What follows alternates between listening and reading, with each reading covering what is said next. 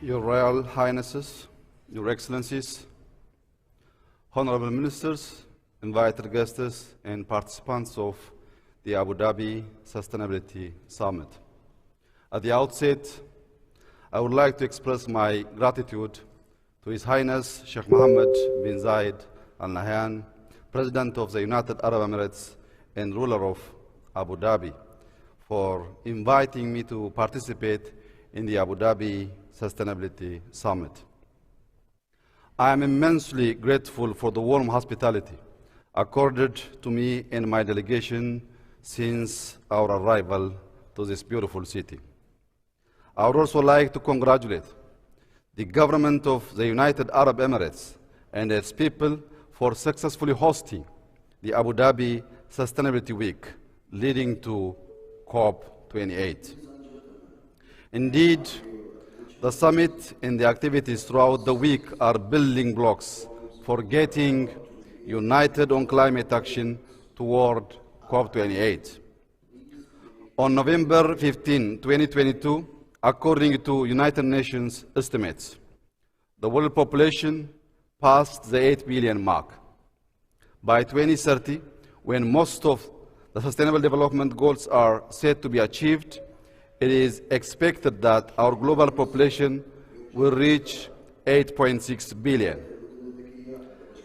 A rapidly increasing population is placing greater demands on natural resources. We are also witnessing related increases in emissions of climate-changing greenhouse gases. The well-being of our and that of future generations requires us to unite and generate innovative response to the effect of climate change. Ethiopia is the second most populous country in Africa after Nigeria. And it's also the fastest growing economy. While it has been reliant heavily on agriculture for many decades, my government has recently launched a new 10-year development plan. This plan aims to sustain economic growth while facilitating the shift towards a more private sector-driven, competitive, resource-efficient, and climate-resilient industrial economy. Our homegrown economic reform program, which prioritizes agriculture, manufacturing, mining, tourism, and ICT as key pillars of economic progression, is underpinned by a principle of sustainable growth. Ethiopia's inclusive prosperity agenda is anchored in enabling decent livelihoods, building resilience, and setting a green foundation for generations to come. At the moment, however, Ethiopia is one of many developing nations that are vulnerable to climate change. Considering this vulnerability, we are cognizant of the pressing need for climate change adaptation across all sectors in Ethiopia. Although we are at the mercy of high emitters, we are nevertheless committed to do our part. In this regard, Ethiopia has developed its long-term net zero and climate resilient 2050 strategy, which will enhance our ability to plan for decarbonization of the economy. The strategy outlines ambitious scenarios in priority sectors which will contribute to making the country's economy more innovative and sustainable. The development pathway, for example, includes an energy transition towards low carbon and resilience, transport sector decarbonization, and modernizing the agriculture sector through climate resilient and low carbon practices. Ethiopia is also blessed with abundant renewable energy resources and entirely generates electricity from hydroelectric, wind, solar, and geothermal sources. While we have been making progress in effectively tapping into this energy potential, we still have more room and opportunities for growth.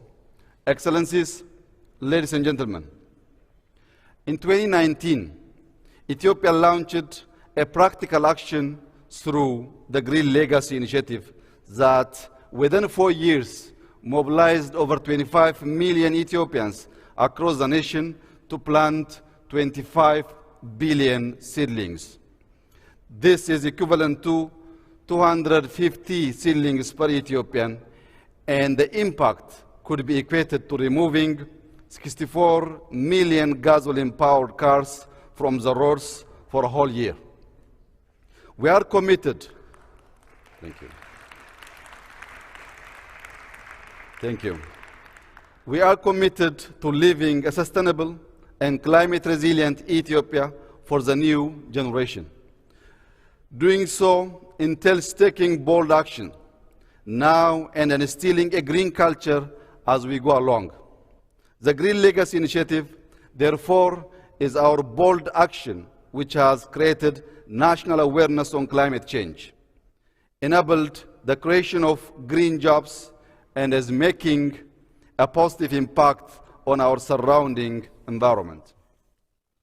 A sustainable future is predicted on the commitment of a nation to collectively and inclusively realize such a future.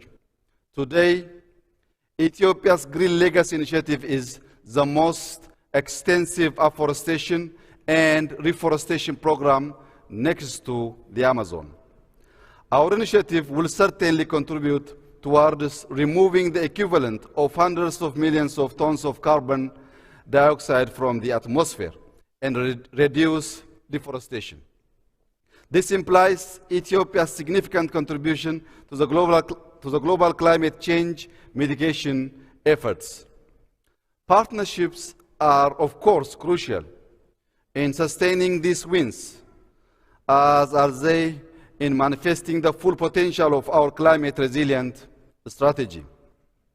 Ethiopia's multifaceted cooperation with the United Arab Emirates continues to be strengthened in many sectors. The government of Ethiopia and UAE have a strategic partnership that aims to boost trade and investment between the two countries. As Ethiopia looks to unlock its vast resources and assets through investment, we are inspired by UAE's success in building institutions that bring the best of global good practices for rigor and accountability. As such, the strategic investment arm of the government of Ethiopia, the Ethiopian Investment Holdings, is working closely with multiple institutional investors of the UAE to explore opportunities in Ethiopia across renewable energy, real estate, and agriculture, to name a few. This bilateral engagement has the potential to serve as a model for catalytic partnership between developing and developed countries for mutual betterment. Our partnership, rooted in trust, respect, and a mutual growth aspiration, is bearing many fruits. I have no doubt that it will continue and expand. I thank you.